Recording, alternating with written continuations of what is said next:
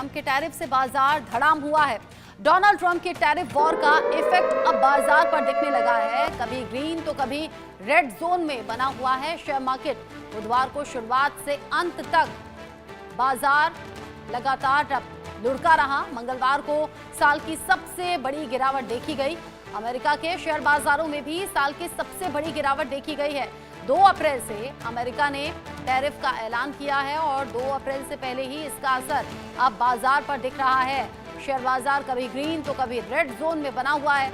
अमेरिकी राष्ट्रपति Donald Trump के टैरिफ के ऐलान के बाद बाजार लगातार हैरान कर रहा है। शेयर बाजार हफ्ते के चौथे कारोबारी दिन निवेशकों को हैरान कर रहा है, साथ ही परेशान भी। जोरदार तेजी के साथ कारोबार की शुरुआत हुई और बॉम्बे स्टॉक एक्सचेंज का 30 शेयरों वाला सेंसेक्स खुलने के साथ ही 500 अंक से ज्यादा चढ़कर ओपन हुआ।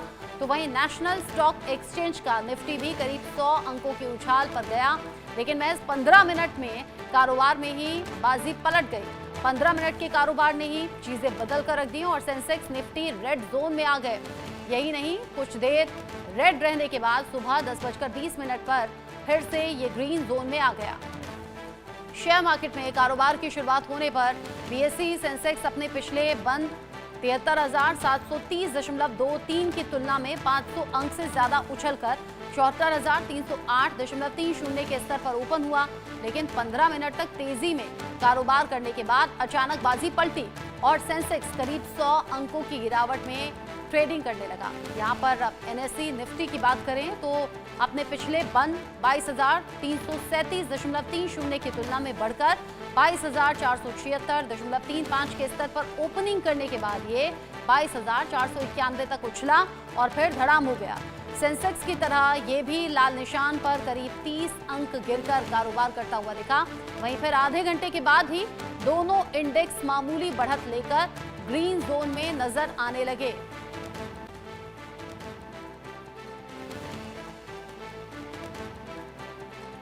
बाजार धड़ाम हुआ है और चिंताएं यहां इन्वेस्टर्स की बढ़ गई हैं।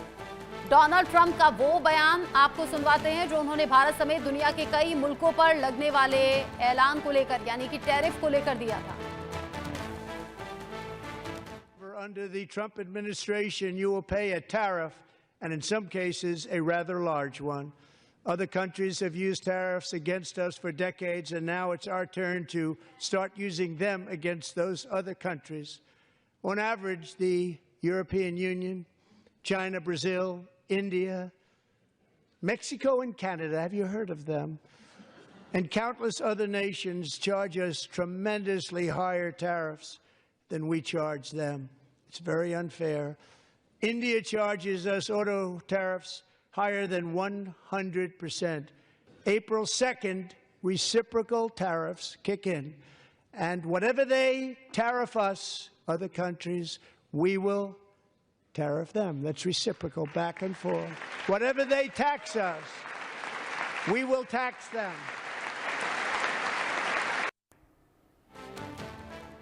जिस तरीके से बाजार अप्स डाउन्स देख रहा है, कभी रेड तो कभी ग्रीन जोन में आ रहा है, इसको लेकर बात हम करेंगे, बाजार को समझने की कोशिश करेंगे। मनीष मिश्रा मेरे साथ जुड़ गए हैं अर्थशास्त्री के तौर पर और साथ ही साथ शरद कोहली भी मेरे साथ में अर्थशास्त्री के तौर पर जुड़े हुए हैं। दोनों ही जाने पहचाने चेहरे हैं और बाजार को बहुत अच्छे से समझते हैं। शरद कोहली जी, मैं आपसे शुरुआत कर रही हूँ। इन्वेस्टर्स की तो धड़कनें भी शेयर बाजार की तरह अप्स डाउन्स फिलहाल हो रही हैं, ये रीजन क्या है और बाजार में ये अप्स डाउन्स कब तक देखे जाएंगे? देखिए रचना, जब से ट्रंप साहब ने टैरिफ्स की अनाउंसमेंट्स करी है, बाजार उसको लेके काफी नीचे था, जैसा कि आप अपने रिमार्क्स में भी बता रहे थे। और जब ट्रंप साहब ने घोषणा करी तो सारी दहशत फैल गई कि 2 अप्रैल से रेसिप्रोकल टैरिफ्स लगने शुरू हो जाएंगे। भारत का उन्होंने विशेषकर नाम लिया। 100% की भी भारत के ऊपर बात करी कि कुछ आइटम पे भारत 100% लगाता है। पर अगर आप पिछले 2 दिन में देखें, यानी कि आज और जो बीता हुआ कल है, उसमें बाजार ने थोड़ी रिकवरी की है। हम लोग एनएससी निफ्टी को ज्यादा एक्यूरेट ट्रैक करते हैं क्योंकि उसमें 50 शेयर होते हैं। उसने करीब 300-400 पॉइंट्स की रिकवरी दिखी है।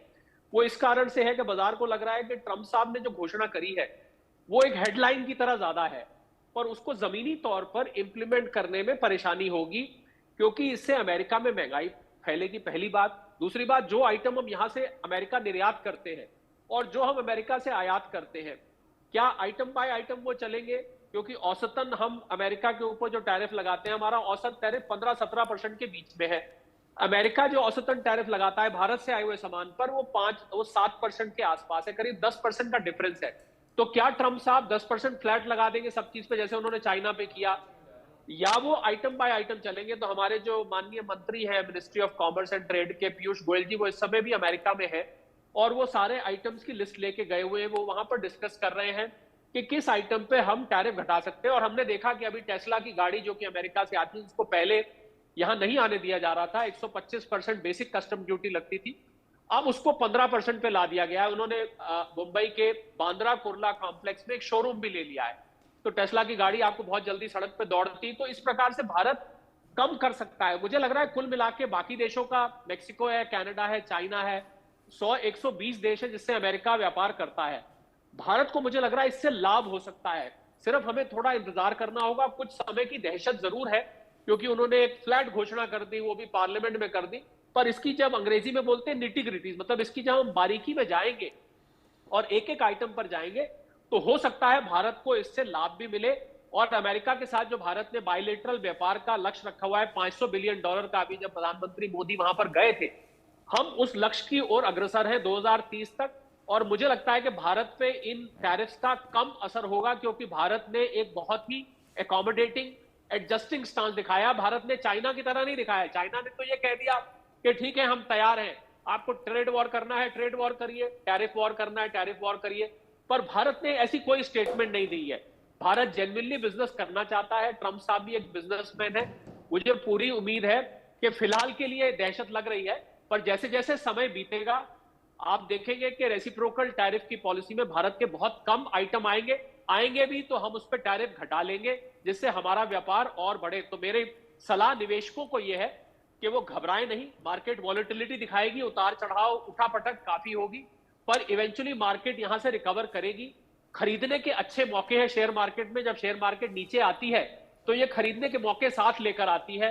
पीई रेशियो, बुक वैल्यू, जो मार्केट में पैरामीटर्स देखे जाते हैं वो कम हो जाते हैं और मार्केट में वो भाव लुभावने हो जाते हैं। तो ना ट्रेडर्स को चिंता करने की जरूरत है, ना जो व्यापारी अंतरराष्ट्रीय एक्सपोर्ट करते हैं उनको चिंता करने की जरूरत है। कुछ समय के लिए एक अनिश्चितता का माहौल जरूर खड़ा हो गया है, पर भारत इसमें से बिल्कुल साफ सुथरा निकल आएगा रचना, मेरा ऐसा मानना है।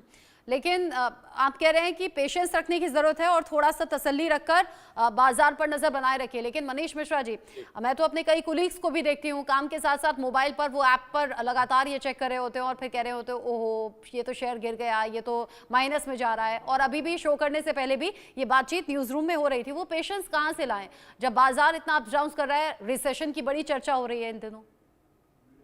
देखिए, जैसा मैं शरद जी से बहुत एग्री करता हूँ कि जो जो ये अनसर्टेनिटी अभी ये टेम्परेरी अनसर्टेनिटी है। तो ये जो रेसिप्रोकल टैरिफ की जो बात हो रही है, तो उसका बहुत ज़्यादा फर्क भारत पे तो पड़ने वाला नहीं लग रहा है। तो बट अगर आप देखेंगे शेयर मार्केट का जो 10 साल पहले जिसने कुछ पैसे लगाए थे, अगर वो लॉन्ग टर्म के लिए बना रहा तो उसने जो है हजारों गुना पैसे बनाए। तो अगर आप, जैसे कि एक स्टेटमेंट भी मैंने अभी किसी फाइनेंशियल जो अपने इंडस्ट्री के हैं, मोतीलाल ओसवाल के ओनर हैं, उन्होंने दी थी कि अगर आप रोज अगर आप अपना शेयर मार्केट का जो इन्वेस्टमेंट अगर देखते रहते हैं तो फिर आप इन्वेस्टर नहीं हैं, तो आप ट्रेडर की तरह हैं। तो आपको अगर लॉन्ग टर्म पैसे शेयर मार्केट से बनाने हैं तो आपको इन्वेस्टर बनना पड़ेगा और आपको मेन इनकम अपनी, यानी कि जो आपके जो बाकी स्किल सेट है वो सीखनी पड़ेगी मेन इनकम के लिए। और आपकी जो एक्स्ट्रा इनकम है या जो आपका एलोकेटेड इनकम है या एलोकेटेड आपका रिजर्व है, वो आप मार्केट में या इक्विटी इन्वेस्टमेंट में लगा सकते हैं। और जिसको आप लॉन्ग टर्म के लिए अगर रखेंगे तभी आप आरओआई बना पाएंगे, तभी आप फायदा कमा पाएंगे। Otherwise at the end of the day आप लॉस में ही रहेंगे। आप जिस तरीके से बता रहे हैं कि इन्वेस्टर की तरह देखें, ट्रेडर की तरह नहीं। शरद कोहली जी, यहाँ बात इन्वेस्टमेंट की हो रही है, इन्वेस्टर्स की हो रही है, शेयर मार्केट की हो रही है, लेकिन हम देखते हैं शेयर मार्केट का जो असर होता है वो ऐसे भी ग्लोबली देखा जाता है। और अब जब ये दौर आ रहा है, हमें डोनाल्ड ट्रंप की वो बात भी याद आ रही है। उन्होंने कहा था जैसे कुछ ऐसा, मतलब टिट फॉर टैट वाली पॉलिसी अब अमेरिका टैरिफ को लेकर बाकी देशों के साथ अपनाएगा, जिसमें हिंदुस्तान का नाम उन्होंने लिया था और कहा था कि हिंदुस्तान में तो कारोबार करना बहुत ज़्यादा कठिन है वहाँ के टैक्सेस को लेकर। अगर शेयर मार्केट अप्स डाउन्स दिखा रहा है तो क्या ग्लोबली जॉब्स पर इसका असर होगा? कंपनीज पर इसका असर होगा क्या? रचना, पहले मैं आपकी इजाजत से, जो आपके अपने न्यूज रूम का बता रहे थे, आपके साथी हैं जो हर वक्त मोबाइल पर देखते रहते हैं जी। मैं उनके लिए पहले सलाह दे दूं, फिर मैं आपके सवाल का जवाब दूंगा। मनीष ने बहुत अच्छा कहा। देखिए, अमूमन यही होता है कि हम इन्वेस्टर बन के आते हैं और हम ट्रेडर बन के रह जाते हैं। सोच के आते हैं कि 5 साल में रहेंगे, 10 साल रहेंगे शेयर मार्केट में, और क्योंकि अब इतना आसान है देखना, मोबाइल खोला, उस पर देखा कि आज मैंने 1 लाख लगाया था, भाई ये तो 80,000 रह गया, ये 70,000 रह गया, या एक समय में 2 लाख पहुंच गया था, 1.5 लाख रह गया। बस यही गलती होती है। मुझे लग रहा है शेयर मार्केट, जिस प्रकार आप बैंक में एफडी करते हैं 2 साल की उदाहरण के तौर पे, तो आप 2 साल तक एफडी को देखते नहीं है, कोई नहीं देखता एफडी को खोल के, सिर्फ आप नोट कर लेते हैं मेरी एफडी इस डेट को मैच्योर होगी। ऐसा ही आपको शेयर मार्केट में करना होता है। 5 साल 10 साल का नजरिया लेंगे, मैं गारंटी के साथ कह सकता हूं कि आपको बहुत भारी मुनाफा होगा। आपका जो सीधा सवाल था, मैं उस पर आता हूं कि ट्रंप साहब की जो ये नीति है, देखिए ट्रंप साहब को एक बात का एहसास होगा, और ये जल्द हो जाएगा, मुझे लग रहा है अगले महीने तक हो जाएगा, कि जिस प्रकार से उन्होंने टैरिफ लगाए हैं और चाइना से उनका $1 ट्रिलियन से भी ज्यादा का ट्रेड डेफिसिट है, यानी कि चाइना से जो माल आता है $1 ट्रिलियन से ज्यादा का माल आता है। अगर वो ये टैरिफ लगा देंगे तो इसका नतीजा क्या होगा कि अमेरिका में महंगाई इस प्रकार बढ़ जाएगी कि वहां की जनता त्राहिमाम करने लगेगी, वहां की जनता में हाहाकार मच जाएगा। तो ट्रंप साहब को ये बात सोचनी होगी कि इस प्रकार अगर अंधाधुंध में सबके ऊपर टैरिफ लगाऊंगा तो यहां पर सामान, वही सामान जो हम लेते थे, या तो अमेरिका उस सामान को अपने यहां बनाना, सारे फैक्ट्री लगा दे, हर चीज बनाना शुरू कर दे। ये हो नहीं सकता रचना, क्योंकि अमेरिका में कॉस्ट ऑफ प्रोडक्शन बहुत ज्यादा है। जिस कीमत पर भारत या चाइना से सामान आता है, उस कीमत पर अमेरिका कभी भी अपने यहां वो सामान नहीं बना सकता, चाहे वो एग्रीकल्चर हो, चाहे वो कपड़े हो, clothing, textile, pharmaceuticals, precious stones, jewellery, ये सामान अमेरिका में इस कीमत पर नहीं बन सकता है। तो इसीलिए तो ये बाहर से मंगवाते हैं। तो मैं समझता हूं कि ट्रंप साहब को जल्द ही एहसास हो जाएगा, जिस महंगाई से अमेरिका त्रस्त था कोविड के बाद से और रशिया यूक्रेन के बाद से, बहुत जोर के महंगाई अमेरिका में थी, जिसकी वजह से अमेरिका परेशान था।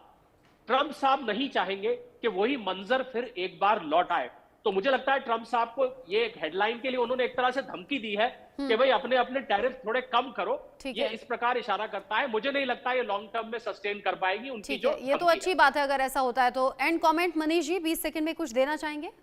मेरा भी यही मानना है कि चूंकि भारत जो है एक कंजम्पशन ड्रिवन जो है कंट्री है, तो सबसे ज्यादा पॉपुलेशन अपनी है, तो हमें गूगल को, फेसबुक को, या कोई भी जो अमेरिका के जो भी कंपनियां हैं, उनको सबको इंडिया आना ही पड़ेगा। अगर इंडिया नहीं आएंगे तो उनका सेल नहीं होगा।